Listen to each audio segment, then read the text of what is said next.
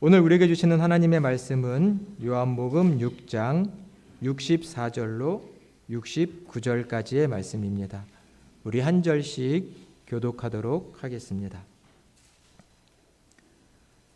그러나 너희 중에 믿지 아니하는 자들이 있느니라 하시니, 이는 예수께서 믿지 아니하는 자들이 누구며 자기를 팔 자가 누구인지 처음부터 아심이러라.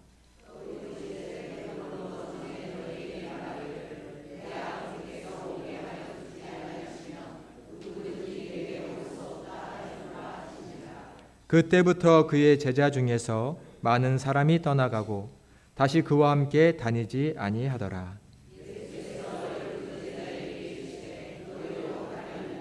시몬 베드로가 대답하되 주여, 영생의 말씀이 주께 있사오니 우리가 누구에게로 가오리이까?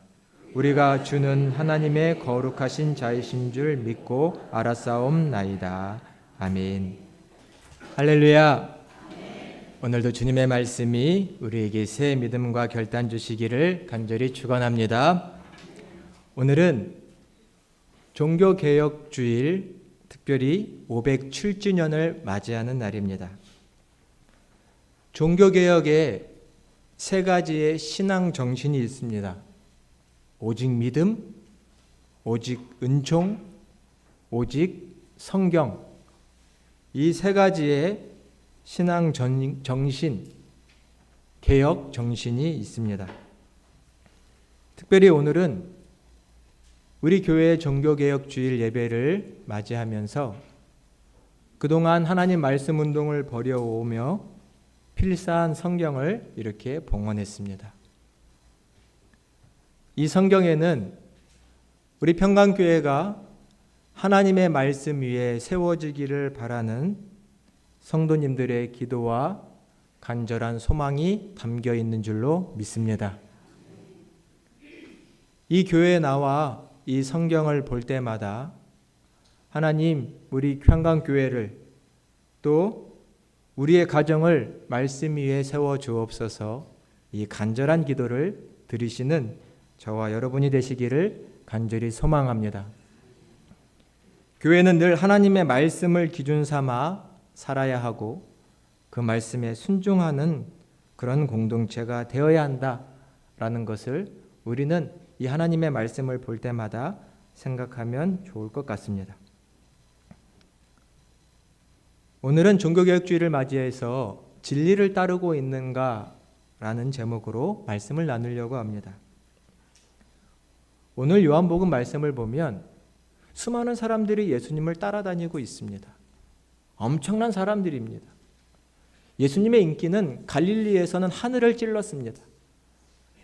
사람들의 병을 고쳐주시고 귀신을 내쫓아주시고 오병이어와 같은 기적으로 사람들에게 먹을 것까지 주시자 많은 사람들, 병자와 약한 자들, 가난한 자들, 수많은 사람들, 또 진리에 목마른 자들이 예수님을 따라다녔습니다.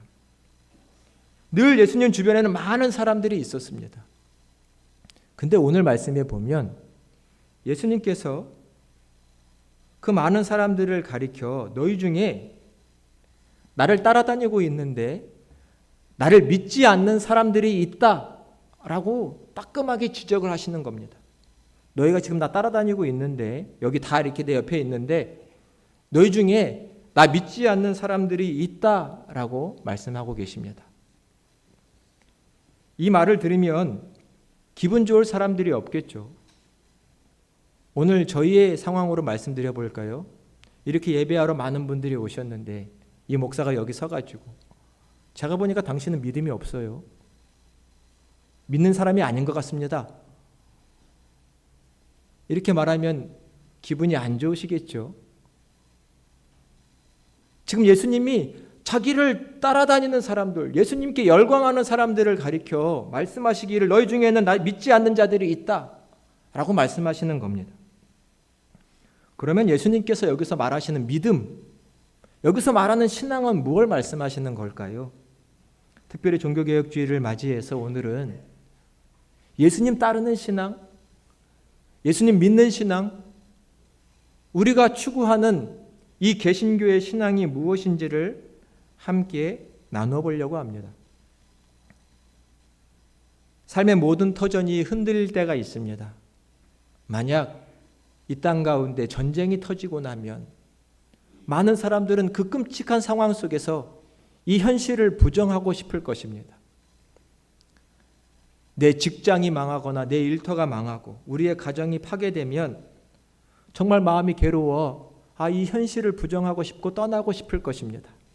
그래서 혹 저 피안의 세계, 저 영적인 세계를 향해 갈급한 마음을 가지고 있다면 이것이 신앙일까요?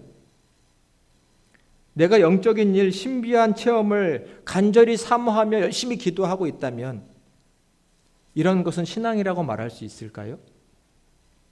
요즘 많은 사람들이 교회를 떠난다고 합니다. 여러 이유가 있습니다. 교회에 실망하고 목회자들에게 실망하고 여러 이유가 있겠지만 교회를 떠나지 않고 이 자리에서 교회를 지키고 있다면 그것은 신앙일까요? 신앙이라는 게 무엇일까요? 특별히 우리 개신교, 우리 교회가 추구하는 이 신앙의 정신은 무엇일까요? 비록 짧은 시간이지만 우리는 한번 이것을 생각해보고 또 내 스스로의 신앙의 질문을 던질 필요가 있습니다.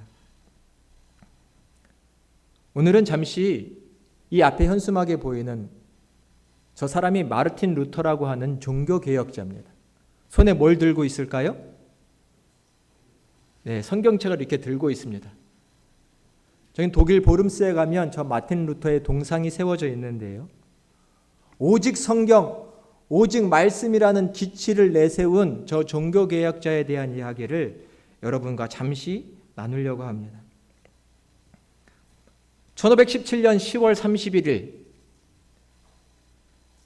그날 마틴 루터는 자기가 교수로 봉직하고 있는 비텐베르크 대학과 그 성당의 큰 대문에 95개조의 신학적인 신앙적인 태제, 논의를 장황하게 써놓고 그것을 붙였습니다. 누군가는 그것을 95개조 반박문이라고 말하기도 하지만 그 내용을 읽어보시면 당시의 교회가 처한 여러 상황들에 대한 한 수도사 신학자의 신앙적인 고민을 또 성서적인 기준을 통해서 써놓은 자기의 입장을 아주 길게 95개조로 써놓은 것입니다. 우리 개신교 신앙인이라고 한다면 이 95개조, 이 신앙 논제들을 꼭 한번 읽어보시기를 바랍니다. 이것을 10월 31일 날 대학 교회의 정문에 붙여놓고 이 내용을 우리 교회가 함께 논의해야 한다고 말했습니다. 그날이 10월 31일인데 그래서 교회는 10월 마지막 주일을 종교개혁 주일로 보내는 것입니다. 이날은 단순히 과거의 역사를 이야기한다기보단 이 사건, 이 이야기들을 생각하며 우리 개신교의 신앙, 우리 교회가 추구하는 신앙이 무엇인지를 여러분과 함께 나누고 싶습니다. 우리 개신교는 과거의 한 교회, 예수님을 따르는 교회가 둘로 나뉘었지요. 지금의 우리 개신교, 하나는 가톨릭 구교가 있습니다. 이 목사가 질문받는 것 중에 가장 많은 것 중에 하나가 뭐냐면 도대체 개신교와 가톨릭의 차이는 뭐예요? 다 예수님 믿고 십자가 걸어놓고 예배드리는 것 같은데 이 두 개의 차이는 뭐예요? 라는 질문을 참 많이 받습니다. 우리 개신교는 특별히 하나의 교회에서 나뉘어져 나와서 영어로는 프로테스탄트, 기독 개신교를 프로테스탄티즘 이렇게 말합니다. 프로테스탄트 하면 저항하다, 항의하다 이런 뜻이 있는 말입니다. 예를 들어 여러분 조용히 가만히 앉아 계세요. 이렇게 누군가가 말하고 있는데 갑자기 자기 생각을 말하고 싶다고 손을 들고 벌떡 일어나서 자기의 목소리를 말하고 의견을 말한다면 그 사람은 참 소신 있고 살아있는 모습이라고 말할 수도 있겠죠. 조용히 하라고 하는데 굳이 일어나서 자기의 생각을 말하는 사람, 저항한다라고 볼 수도 있습니다. 당시에 이렇게 손을 들고 자기의 소신껏 말한 사람이 있었으니 그 사람이 특별히 오늘 다루고 있는 마틴 루터라고 하는 사람입니다. 이 교회의 분열 사건, 분리된 사건은 단순히 인간이 벌인 운동일까요? 아니면 하나님께서 섭리하신 역사일까요? 오늘 마틴 루터는 그 당시의 교회, 하나였던 교회를 향해 교리적인 문제가 있다고 제시를 했다든지 교회의 제도가 잘못됐으니 바꿔야 한다라고 힘주어 말한 것이 아니었습니다. 우리가 잘 알고 있는 면죄부, 면벌부라는 것이 있죠. 그 면죄부가 잘못됐으니 당장 폐지해야 한다라고 말한 것도 아닙니다. 우리는 마틴 루터 하면 면죄부 폐지론을 얘기했던 사람이라고 알고 있죠. 면죄부라는 말보다는 여러분 면벌부라는 말이 조금 더 정확합니다. 당시 교회는 면벌부라는 제도를 가지고 있었는데요. 그것은 무엇이냐면 성도들이 지역의 사람들이 죄를 짓고 잘못하면 교회가 공적인 기관으로서 벌을 내렸습니다. 지금 이 교회라는 곳이 이 사회에서 공적인 역할을 하기가 쉽지 않죠. 하지만 중세 유럽에서는 이 교회라는 곳은 공적인 역할을 하는 곳이고 사람들을 심판 재판하기도 하고 벌을 주기도 하는 곳입니다. 사람들이 죄를 짓고 죄를 지면 벌을 받아야 하는데 당시에 면벌부라는 제도는 돈을 내면 값을 치르면 이 벌을 제해주는 제도가 있었습니다. 근데 이 제도가 악용되었습니다. 어떻게 악용되었냐? 이 면죄부라는 것을 사람들이 사면 당신이 모든 죄가 용서받고 천국 갈 수 있다. 당신이 죽은 가족들도 저 지옥과 연옥에 있지 않고 그들을 위해서도 면죄부를 사면 천국 갈 수 있다. 이렇게 잘못된 가르침을 하는 면죄부 판매자들, 설교자들이 있었던 것입니다. 마틴 루터가 이것을 보고 이것은 잘못됐다고 생각을 한 것입니다. 당시 독일 하면 교황청이 있는 이탈리아 로마에서는 매우 변방에 있는 나라입니다. 이 변방 독일 국가에서 이런 일이 자행되는 것을 보고서는 이 수도사 그리고 신학자인 마틴 루터는 이건 잘못됐다라고 생각을 해서 교회 지도자들에게 교황에게 이 사실을 알리면 이 잘못된 내용들은 바로 시정되고 조치될 것이라고 믿었던 것입니다. 그래서 그는 1517년에 이 마인츠에 있는 대주교에게 한 개의 편지를 써서 보냅니다. 마틴 루터는 개혁 운동을 처음부터 벌이겠다고 한 게 아니라 잘못되어 있는 이 모습 하나를 지적해서 시정해달라고 요청했던 것이죠. 그 편지의 내용을 다 읽을 수는 없지만 이 짧은 내용을 제가 PPT로 준비했는데 한번 보여주시겠습니까? 제가 이 마틴 루터가 마인츠 대주교에게 보낸 편지 내용을 잠시 읽어드리겠습니다. 이것이 특별히 나를 슬프게 하고 마음을 상하게 합니다. 불쌍한 사람들은 속아서 그들이 면죄부 서신을 읽는다면 확실히 구원받을 것이라고 믿게 되는 것입니다. 또한 인간은 이 면죄를 통해 모든 고통과 죄로부터 벗어나게 될 것이라고 이렇게 생각한다는 것이고, 편지하기를 그러므로 전하께서는 점차 커지고 있는 이 모든 영혼에 대한 책임을 아주 엄격하고 진지하게 추궁하셔야 합니다. 결코 사제의 직무나 강복 청원을 통해서 인간의 구원이 보증되지 않기 때문입니다. 마틴 루터는 주교한테 편지를 보내서 이 면죄부가 마치 이것을 사면 영원히 구원받고 천국 갈 수 있다라고 말하는 저 잘못된 사람들의 가르침과 저 잘못된 행실을 얼른 아시고 나와서 조사도 좀 해주시고 더 이상 이런 일들이 일어나서 백성들이 많은 돈을 지불한다든지 또 잘못된 구원관, 예수 믿고 구원받는 것인데 이 면죄부만 사면 구원받을 거라 생각하며 그들의 영혼이 망가지고 그들의 영혼의 구원이 보장되지 않는 이런 일들이 자행되지 않도록 해달라고 대주교한테 요청을 하고 편지를 보낸 것이죠.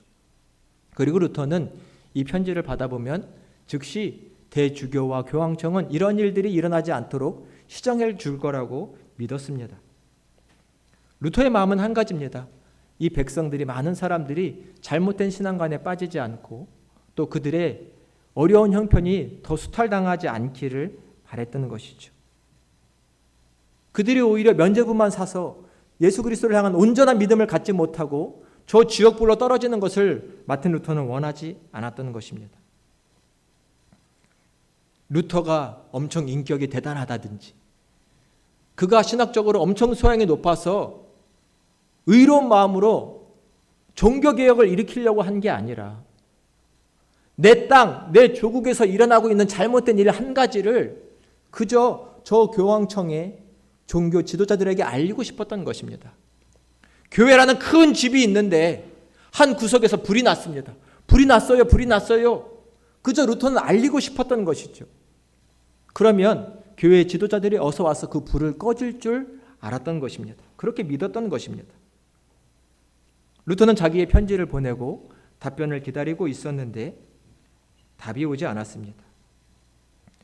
당시 교회는 또 교황은 루터의 생각과 다르게 매우 큰 자본, 돈과 결속이 되어 있었고 세속 군주들과 결탁이 되어 있었습니다.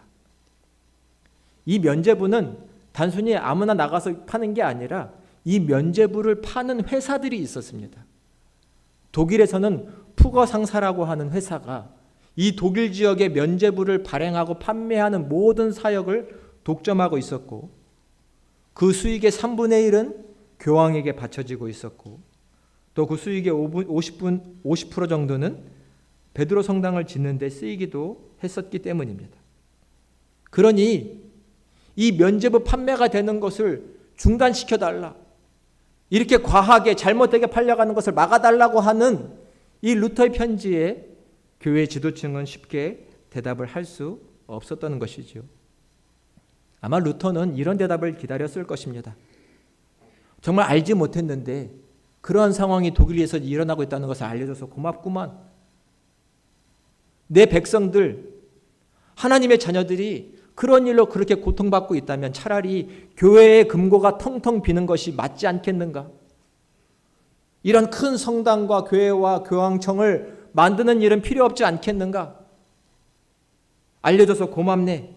이런 대답을 듣고 싶었겠지만 루터에게 돌아온 대답은 당신은 이단자다라는 것이었습니다. 이단자라고 하는 이 재판을 무려 루터는 3년이나 받아야 했습니다. 3년 동안 당신이 이단자라는 것을 교황청은 증명하려고 했고 결국 그를 추방시키려고 한 것이죠. 루터에게 돌아온 대답은 당신의 사상은 이단이다, 잘못됐다라는 것입니다. 당시에 이단자로 판명이 되면 죽을 수도 있었고 심지어는 화형을 당해야 하는 처지인 것이죠. 루터는 지금 우리 교회가 이 백성이 잘못된 가르침으로 고통받고 있다는 것을 그저 알린 것인 것뿐인데, 그리고서 성서적으로 신학적으로 증명해서 써보인 것뿐인데 너는 이단이라고 정죄를 받은 것이고 교회를 향한, 교회의 지도층을 향한 그의 신뢰가 와르르 무너져 내린 것입니다. 심지어는 환멸을 느꼈고 그는 분노하기 시작했던 것이죠. 그는 예수님을 향한, 하나님을 향한 사랑은 다른 것이 아니라 우리 교회 공동체, 예수 믿는 사람들을 잘 지키는 것이라고 생각했습니다. 교회가 잘못되는 것 원하지 않았습니다. 왜요? 하나님을 사랑하기 때문입니다. 예수님을 사랑하기 때문에 이 교회가 잘못되는 것을 원치 않았고 결국 그는 이 교회를 새롭게 하는 일을 내가 더욱 힘써야 하겠다라고 생각을 한 것입니다. 루터는 그때부터 그동안 이 교회의 근간, 기초라고 생각했던 신학적인 것들을 하나하나 검토해 보기 시작했습니다. 당시 교회의 가장 중요한 교리 기초는 무엇이냐면 교황은 그리스도의 이 땅의 대리자라는 것입니다. 교황은 그리스도의 대리자이다. 교황의 말은 곧 그리스도의 말처럼 여겨졌습니다. 근데 루터는 이 근본 사상을 질문하기 시작했던 것입니다. 정말 교황은 그리스도의 대리자가 맞는가? 지금 교회 한 구석에 불났다고, 저 잘못된 것을 시정해달라고 요청한 저 주교들과 교황이 대답을 듣고 나서 정말 교황은 그리스도의 대리자가 맞는가? 라고 의심하고 질문하기 시작했습니다. 결론은 아니다라고 생각되었습니다.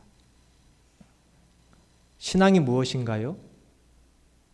내 양심과 내 신앙과 성서에 준해 잘못된 것, 아니라고 생각되는 것에 질문을 던질 수 있는 용기, 내 목소리를 말할 수 있는 것, 이것이 우리 개신교의 매우 중요한 신앙이라는 것입니다. 이건 아니다. 잘못되었다. 성서에 맞지 않는다. 라고 생각되었대. 우리는 용기를 내어서 말할 수 있다면 그것이 프로테스탄트, 우리 개신교의 신앙의 모습인 줄로 믿습니다. 근데 우리 교회는 너무나 이런 것들을 잃어버리고 살아가는 것 같습니다.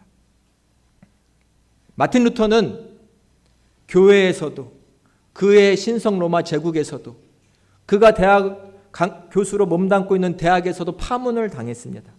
근데 루터는 이제는 화가 나고 분노하여 교황이 보낸 그 파문장을 많은 사람들 앞에서 태워버렸습니다. 교황의 파문장 같은 건 필요 없다라고 말한 것이죠. 당시에는 매우 혁명적인 일이라고 할 수 있고 많은 군중들과 대학의 학생들이 이 루터의 사상과 또 이 운동을 참여하기 시작했습니다. 마틴 루터는 목숨을 내걸고 이 개혁의 운동을 벌여갔습니다. 그러나 무조건 이 당시에 있었던 모든 종교개혁의 운동을 마틴 루터가 주도했다고는 볼 수 없습니다. 단지 발화점이 된 것뿐이지요. 마틴 루터는 목숨을 걸고 이 일을 해야 했습니다. 왜냐하면 교황청과 많은 종교의 지도자들이 그를 죽이려고 했기 때문입니다. 근데 그는 그 모든 개혁의 과정에서 하나님의 놀라운 섭리로 살아남기도 하고 또 개신교의 태동운동을 벌이기도 한 것입니다. 더 말씀드리고 싶은 것이 많지만 이 짧은 시간에 그 개혁의 당시의 문화들을 다 설명드리기는 어렵습니다.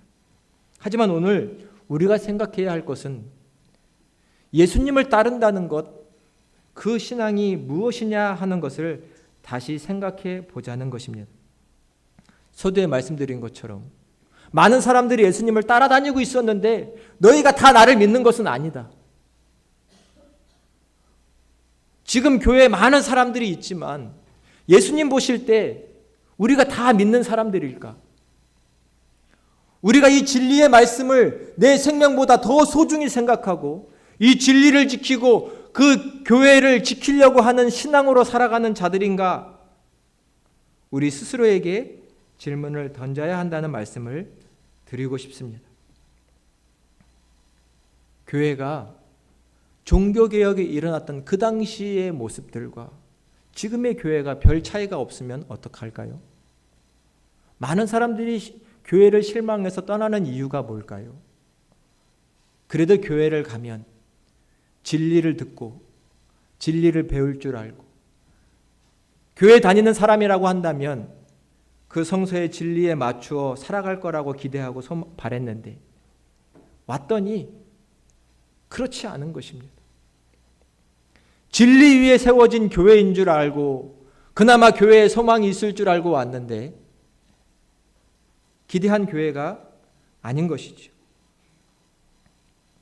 다시금 우리는 종교개혁주의를 맞이하여 우리가 예수님을 믿는 신앙, 예수님을 따라가는 신앙이 무엇인지를 생각해야 할 것입니다. 오늘 본문의 말씀 68절의 말씀을 우리 다 같이 봉독해 보도록 하겠습니다. 68절입니다. 시몬 베드로가 대답하되 주여 영생의 말씀이 주께 있사오니 우리가 누구에게로 가오리이까? 아멘.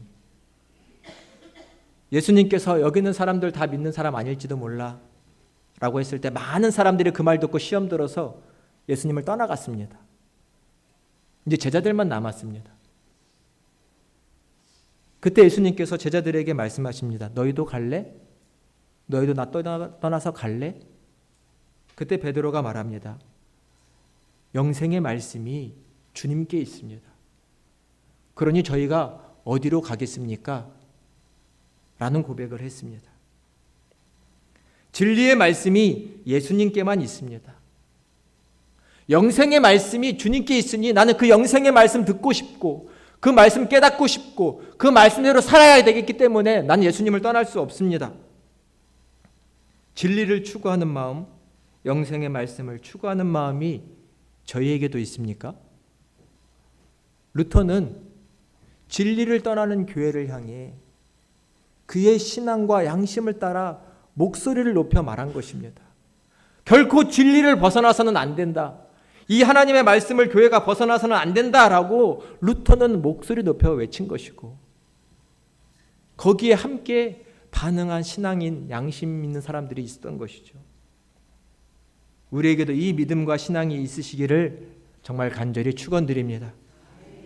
진리를 떠날 수는 없다. 하나님의 말씀을 떠날 수는 없다.